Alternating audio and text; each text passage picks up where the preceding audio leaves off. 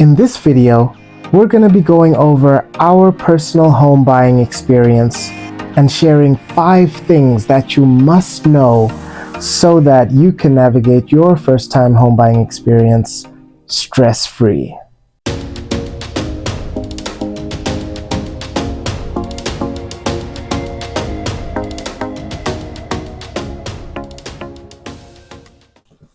Hi everyone, welcome back to our channel. I'm Chenge. And I'm Pai. And let's dive right in. So point number 1 is understanding the true costs associated with home buying. When it comes to home buying, most people think down payment. And if you're like us, that's the main thing that we were budgeting for. Oh boy, we were in for a ride. Yes. When we were looking into home buying, we were in the middle of planning for a big white wedding in Zimbabwe. So we had set aside about $30,000 for that wedding, and we had set aside $20,000 that would come back and purchase a home with. Guys, boom! The pandemic hit. COVID. And we had to cancel that wedding, guys. That was the hardest decision we had to make. And as much as it was a very hard decision, it was a blessing in disguise, because we set aside the wedding plans and we focused on home buying. That was the only thing that we could get through during COVID. And once we got to the journey, that $20,000 we had set aside. Let's continue and you'll learn more of what we learned. So here's what we found out. There are 3 key costs associated with home buying. There's upfront costs, there is closing costs, and there are hidden costs. So diving right in, upfront costs is your down payment, right? So in Canada, the minimum down payment varies from 5 to 20% depending on the cost of the home. That minimum varies from country to country, so make sure you look into the area where you're living. So if you're in Canada and you're thinking of buying a $400,000 home, 5% would equate to $20,000, right? Which so happened to be the amount of money that we were holding. Exactly. And another thing on this point is the larger your initial down payment, the lower your mortgage costs will be over your mortgage period. The next thing is closing costs. Closing costs cover things like legal fees, things like land transfer taxes, and things like mortgage insurance. Most people don't know about these. We're included in that, most people. We didn't know. As a general rule of thumb, you need to budget between 1.5% to 3% of the purchase price of your home. Quick maths again. So that $400,000 home you want to buy, 2% of that is $8,000. Now my math is back. My math is back. Right, fantastic. So how much are we at, guys? $28,000. Let's go. The next thing is hidden costs. As soon as you own your home, you don't have a landlord anymore. You are your own landlord. So if anything goes wrong in that house, it's up to you to fix it. Literally a week into moving into our new home, we noticed that we had a leak in our basement.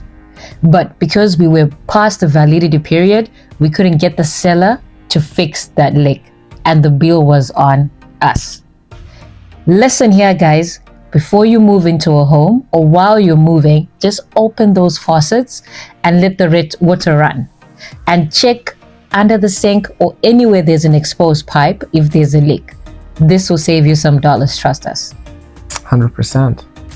Another hidden cost is property taxes, the gift that keeps on taking. And these are due every year. So make sure you budget for them. So giving that $400,000 home, budget around about $4,000, because it varies depending on the type of home you have. Yeah. The area you stay as well, right? The location. So $4,000 is a good ballpark. So every year, property taxes will be waiting for you. So now that the costs are out of the way, we move on to point number 2, which is getting your pre-approval, and finding your property. So, your pre-approval is how much is someone willing to lend you? So either through your bank or through a mortgage broker. And they are going to take into consideration your income, your debts, and your credit history. So if you have a strong standing in those aspects, then chances are you're going to get a higher pre-approval They'll trust you more. 100%. So pre-approval in hand, the fun begins. Finding a property. You could look for home listings online, or you could use a realtor who will help you find listings that suit your budget. Talking about realtors, use them to your advantage because there's no additional cost. They take their commission from their sale or from the cost of the sale. They have a wealth of knowledge available to them, right? If you find a realtor who's been in the business for a while, they can help you as you go through your homes and point out things that you wouldn't be able to see or you wouldn't notice by Defects yourself. and stuff like that. Yeah, they're pretty good with that. Yeah, 100%.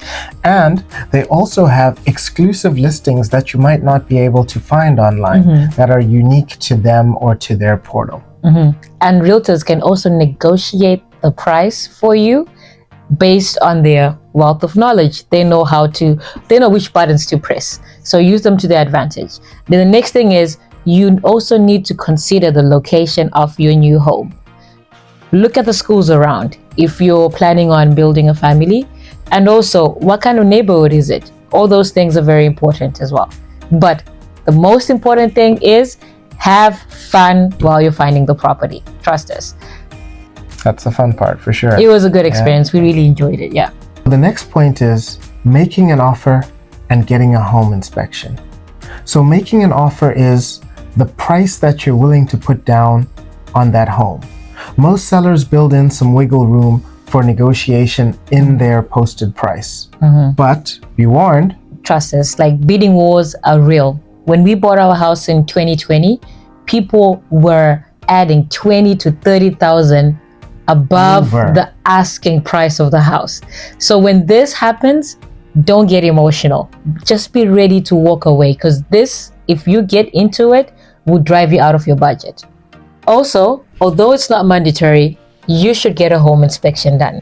This involves getting a licensed professional who can come take a look at the house and will be able to know if there's mold, if there's a structural integrity, if there's pests, if there's electrical issues. So just do it. We highly recommend it. 100%. Point number 4 is securing your mortgage. You've put in your offer and now you need to head back to your lender and figure out what your mortgage is going to be. It's important to note that there's 2 different types of mortgages. There's fixed rate mortgages and there's variable rate mortgages. For us, because we got in during the pandemic, the interest rates were so low at the time. So it made sense for us to lock it in, right? True. 100%.